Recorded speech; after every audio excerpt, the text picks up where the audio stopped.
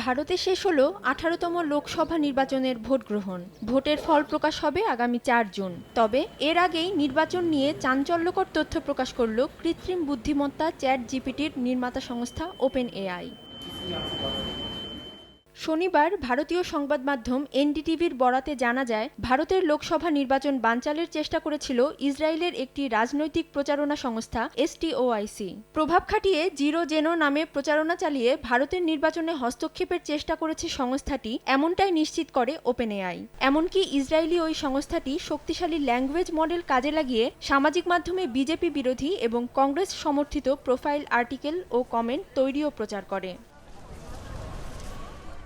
নগদে 500 টাকা বা তার বেশি পেমেন্টে পেতে পারেন ঢাকায় জমিসহ 20 কোটি টাকার পুরস্কার। তবে ইসরায়েলের ওই সংস্থাটির এসব প্রচারণা রুখে দেওয়া সম্ভব হয়েছে বলে নিশ্চিত করেছে ওপেন এআই। এর মধ্যেই এক প্রতিক্রিয়ায় তেল আবিবের অপচেষ্টাকে গণতন্ত্রের জন্য বিপজ্জনক হুমকি বলে অভিহিত করেছে ভারতীয় ক্ষমতাসীন দল বিজেপি। অধরা শ্রেয়সী অথই, সময় সংবাদ।